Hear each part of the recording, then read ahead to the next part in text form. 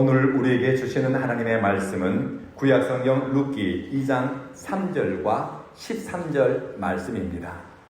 하나님의 평화가 여러분과 함께하기를 주의 이름으로 축복합니다. 하나님의 섭리에 붙들린 인생이라는 제목으로 말씀을 전하겠습니다. 오늘은 맥주 감사주일입니다. 보리와 밀을 수확하는 시즌에 우리에게 영감을 주는 책 중에 하나는 룻기입니다.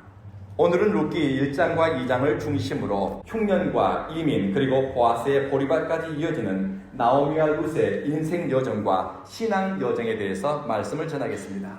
그리고 다음 주에는 보리 수확 이후에 하나님의 섭리가 어떻게 룻과 보아스 그리고 민족 공동체의 역사를 이끌어가는지에 대해서 전하도록 하겠습니다. 룻기는 단순히 룻이라는 여인과 보아스의 사랑 이야기 혹은 무너지고 깨진 한 가정의 회복 이야기가 아닙니다. 사사시대라고 하는 영적 암흑기에 하나님이 어떻게 한 사람을 선택하시고 한 가정을 부르시어 하나님의 구원 역사를 이루어 가는지를 보여주는 아름다운 구원의 섭리의 역사입니다. 그리고 일상의 자리에서 평범한 사람들이 말씀의 가치를 따라 선택하고 또 믿음으로 살기 위해서 뜻을 세울 때 어떻게 하나님의 섭리가 그들을 위대한 역사 속으로 붙들어 가는지를 보여주는 책입니다. 룻기의 시대적 배경은 사사시대입니다. 삼손, 기드온, 드보라 같은 영웅들이 활동하는 시대였습니다. 하지만 사사시대는 영적으로 혼탁했고 사회적으로 혼란스러웠습니다. 사람들은 하나님의 이름을 불렀지만 하나님을 주님으로 내 왕으로 인정하지 않았습니다. 자기 소견을 따라 사는 것이 시대의 정신이었습니다. 자기 생각, 자기 만족, 자기 욕망이나 이해관계가 판단의 기준이 되었습니다. 사사시대에 엘리멜렉과 나오미라고 하는 부부가 베들레헴에 살고 있었습니다. 이들은 꽤 부유한 사람이었고 성경 행간에서 우리가 발견할 수 있는 것은 이들은 세상 물정에 굉장히 눈이 밝은 사람들이라는 것입니다. 베들레헴의 흉년이 찾아왔습니다. 엘리멜렉과 나오미 부부는 이제 베들레헴에 사는 것은 전망이 없구나라고 판단합니다. 차라리 모압이라고 하는 대처로 나가서 큰 도시에 나가서 우리가 살아보자 이민을 결심합니다. 큰 도시로 가게 되면 먹고 살 길도 많겠지요. 애들 교육 문제도 없겠지요. 장래도 더 나을 것이라고 생각했습니다. 그래서 모압 땅 이방인의 도시로 이주를 떠났습니다. 베들레헴에 흉년이 들었다는 것은 단순히 경제적 어려움만을 의미하지 않습니다. 먹고 사는 것이 어렵다는 의미만이 아닙니다. 흉년과 같은 고난의 시기는 우리의 신앙의 깊이를 달아보고 사람의 됨됨이 혹은 하나님과 우리가 어떤 관계성 속에서 살아가고 있는지 우리의 영적 상태를 달아보는 척도가 됩니다. 성숙한 신앙의 사람은 흉년의 때 인생의 곤고한 날에 마치 숫돌에 칼날을 갈듯이 인격과 신앙의 날을 예리하게 세웁니다. 그리고 인생의 곤고한 날에 전능자 하나님을 떠올립니다. 하지만 미성숙한 사람, 미련한 사람은 환경에 따라 등 떠밀려 갑니다. 되는 대로 살아갑니다. 제가 여러분에게 늘 드리는 말씀이지만 되는 대로 살면 되는 것이 있다고요? 없다고요? 없습니다. 되는 대로 살면 되는 것이 없습니다. 우리는 반응하며 살기보다는 뜻을 세워 살아야 합니다. 당연한 것 같은 믿음 생활도 신앙의 연습도 하나님의 자녀라고 하는 정체성을 가지고 일상을 살아가는 것도 뜻이 있어야 각오를 새롭게 해야 구심점이 있고 방향이 생깁니다. 많은 신앙인들이 삶의 구심점, 신앙의 중심축이 흔들리는 지점은 하나님의 뜻보다는 환경을 기준으로 삼아 선택할 때입니다. 엘리멜렉과 나오미는 베들레헴에 임할 하나님의 축복, 하나님의 약속의 성취를 소망하며 때를 기다리고 뜻을 두어야 했지만 그리하지 못했습니다. 흉년이라고 하는 눈앞에 닥친 현실이 너무 다급했기 때문입니다. 눈앞의 현실에 대한 조급함은 판단을 흐리게 합니다. 엘리멜렉과 나오미만이 아닙니다. 이곳에는 우리 모두가 상황에 드라이브가 걸리게 되게 되면 평상시라면 하지 않을 그런 선택도 서슴없이 하게 됩니다. 어떻게 그럴 수가 있지? 아니요. 우리는 그럴 수 있는 존재들입니다. 얼마나 우리가 연약한지, 깨지기 쉬운 존재인지 여러분 살아가면 살아갈수록 느끼지 않습니까? 세상 물정에 대한 눈 밝음은 하나님의 약속에 대한 확신보다는 시대의 정신을 따라가도록 부추깁니다. 베들레헴이 어떤 곳입니까? 이스라엘의 위대한 왕 다윗이 태어나고 성장한 곳입니다. 그리고 더 많은 시간이 흐른 후에는 우리의 구주 예수 그리스도가 태어난 위대한 약속이 성취되는 장소입니다. 이 약속의 자리를 지켜야지요. 이 약속의 자리를 붙들어야지요. 그러나 나오미의 가정은 하나님의 뜻과 섭리가 있는 장소를 이탈해서 모압 땅으로 떠났습니다. 이 가정의 비극이 은혜의 자리를 떠나는 데서부터 시작됩니다.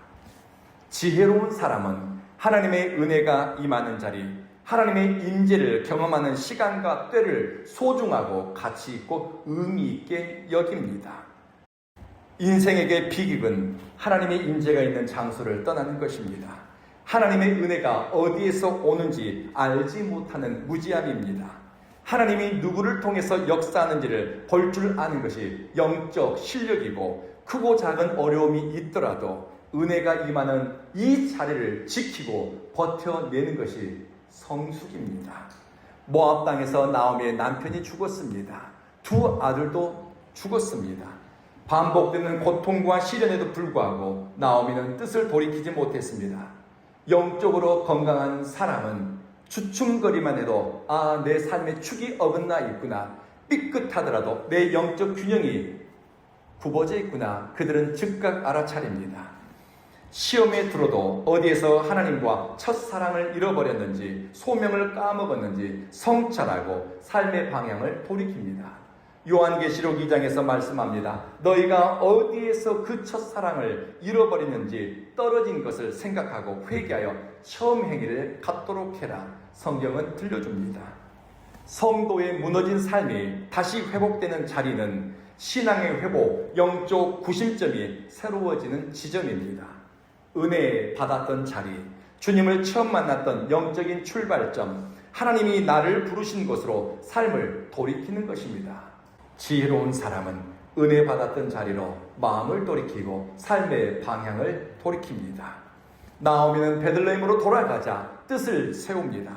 나오미의 인생이 무너지고 소망이 끊어진 것 같았지만 어느 날 복된 소식, 좋은 소식, 복음을 듣게 됩니다. 그것은 하나님이 자기 백성을 돌보시어 베들레헴 땅에 사는 사람들에게 먹거리와 먹을 것을 제공하셨다는 소식이었습니다.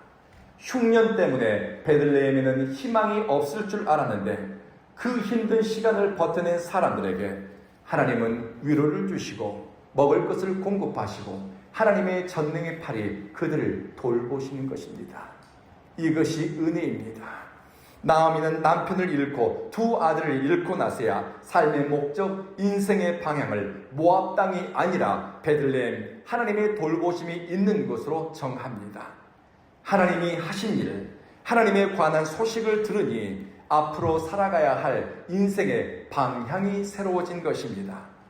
하나님의 말씀을 들으면서 심령이 새로워지고 속사람이 변화되는 것은 은혜 안에 있는 사람에게는 자연스러운 일입니다. 저는 우리 온 교회 성도님들의 입술을 통해서 일상에서 경험하는 은총, 그리고 일상의 신앙 고백을 듣는 것이 무척 기쁩니다.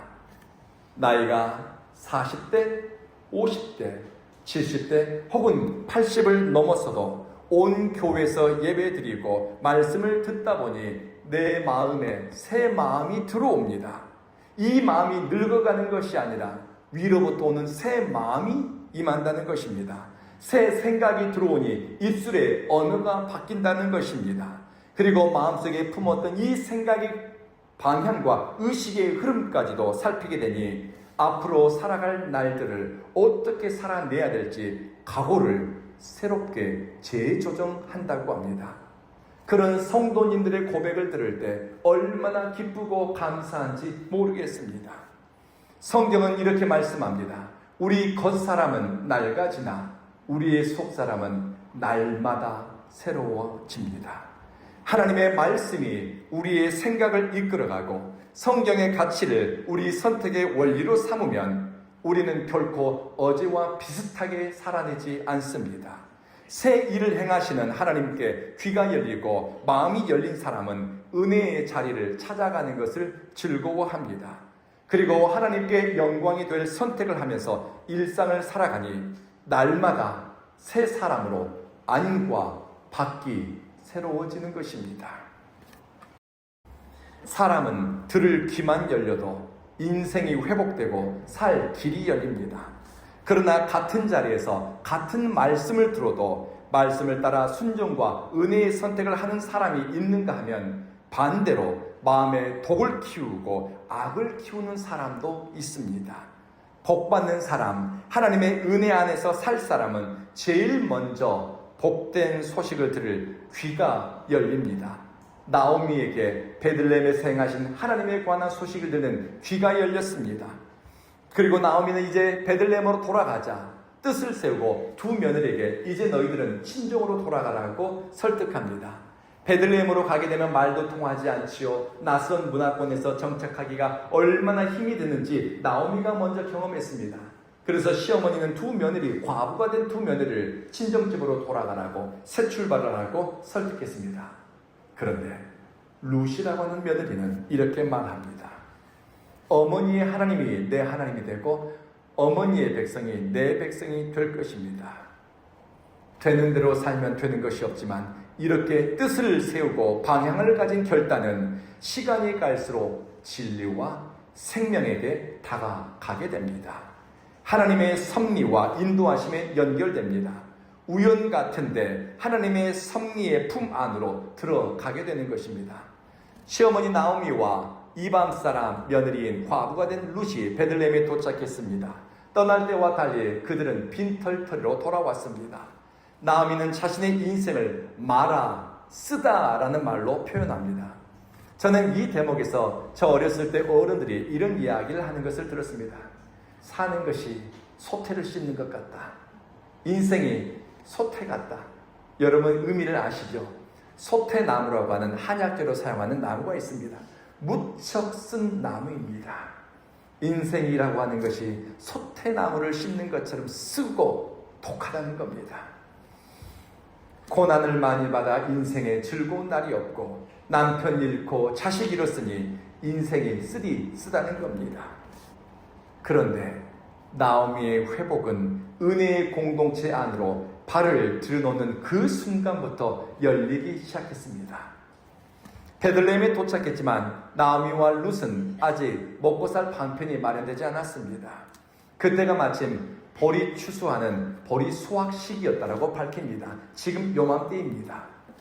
다행히 베들레헴에는 율법의 정신을 따라서 추수할 때 떨어진 이삭이나 밭의 가장자리의 이삭을 남겨놓으면서 고아와 과부, 가난한 사람들이 먹고 살 수 있도록 배려해주는 신실한 믿음의 사람들이 살고 있었습니다.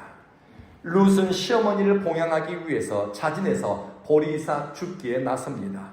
그리고 2장 3절입니다. 우연히 엘리멜렉의 친조 보아스의 밭에 들어갔다. 여기서 주목할 단어는 by chance, 우연히라는 단어입니다. 룻은 보리이삭을 줍기 위해 들어간 밭이 누구의 밭인지 알지 못했습니다. 그런데 나중에 이 우연이 계기가 되고 인연이 되어 자기 인생이 어떻게 될지 룻은 상상도 하지 못했습니다. 룻이 보아스의 보리추수 현장으로 들어간 것이 우연처럼 보이지만 실상은 하나님의 섭리가 시작하고 운영되기 시작합니다. 하루 때거리를 마련하기 위해서 보리추수 현장으로 들어간 우연히 하나님은 먹고 살 길을 찾는 룻의 걸음을 섭리 안으로 잡아 끄셨습니다. 하나님의 섭리는 평범한 일상, 먹고 살기 위해 수고하고 애쓰는 보통의 날 속에 비범한 뜻을 담습니다. 은혜를 입은 사람에게는 우연이 없습니다. 설사 우연처럼 보이는 것 같아도 하나님의 특별한 뜻과 계획이 그 안에 담겨 있습니다. 룻의 입장에서는 우연히 보아스의 밭에 들어갔지만 이 걸음 하나를 하나님은 필연으로 이끄시어 보리추수 현장에서 이제 새로운 역사를 만들어가기 시작합니다. 말씀을 마치겠습니다. 하나님은 넘어지고 깨진 인생, 실패한 것 같은 나오미와 룻의 인생이라도 하나님께로 돌아가자 은혜의 자리를 향해서 뜻을 정하고 발걸음을 옮기는 그 순간부터 새로운 역사를 준비하십니다. 우리는 잘못할 수 있습니다. 우리는 그릇된 선택을 할 수도 있습니다. 믿음의 길에서 실족할 수도 있습니다. 다시 좋은 날 볼 수 있을까 앞이 보이지 않는 상황에 처할 수도 있습니다. 그러나 우리 하나님은 우리의 실패, 넘어지고 깨진 흔적까지 품으시고 덮으시며 회복과 은총의 길을 만드시고 예비하는 줄로 믿습니다. 그러니 늦더라도 돌이키고 은혜의 자리를 향해 움직이는 선택이 현재의 고난을 장래의 영광으로 바꾸는 계기가 됩니다. 그리고 맥주 감사절인 오늘 룻이 보리밭에서 만난 우연 같은 하나님의 섭리를 기억했으면 좋겠습니다. 룻은 곡식을 줍기 위해 허리를 숙였지만 하나님은 룻의 인생을 추수하고 풍성케 하시기 위해서 축복의 통로를 이제 여십니다. 우연처럼 보이는 인연, 여러분들이 우연히 들은 말씀, 우연처럼 몸의 질병 때문에 고통스러웠던 시간들, 우연처럼 다쳤던 기회, 우연처럼 여러분에게 주어진 기회들, 사실 그 우연들 속에는 하나님의 섭리와 인도하심이 있습니다. 사람 보기에는 우연처럼 보일지라도 하나님이 어여삐 여기고 사랑하는 사람의 걸음은 결코 우연에 맡겨지지 않습니다.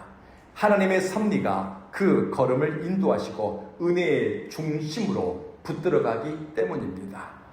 오늘 맥주감사 주일에 우리의 잘못된 선택과 판단, 실수에도 불구하고 여기까지 인도하신 하나님의 선하심과 그분의 인자하심에 감사하십시다. 그리고 하나님의 섭리 안에 여러분의 현재와 다가오는 미래가 견고하게 세워지고 충만하게 채워지기를 주님의 이름으로 축복합니다. 여러분에게 보아스의 보리밭이 준비되었다는 것을 기억하십시오. 기도하겠습니다. 자비하신 주여, 우리 인생 가운데 보아스의 보리밭, 우리 인생의 가장 클라이맥스가 되는 하나님의 섭리 안으로 들어가는 그 길이 이제 열리고 있습니다. 살아왔던 날들보다 앞으로 하나님의 우리 인생 가운데 행하실 일들에 대해서 소망하고 기대하면서 오늘을 선택하게 하소서. 되는 대로 살지 않고 뜻을 정하여 일상을 살아가니 우리는 날마다 새로운 피조물로 지어져감을 우리 영혼이 알고 우리 주변에 사랑하는 사람들이 보게 하소서. 주님을 사랑하고 주님께 감사하고 하나님의 선하심과 인자하심을 노래합니다. 예수님 이름으로 기도드렸습니다. 아멘.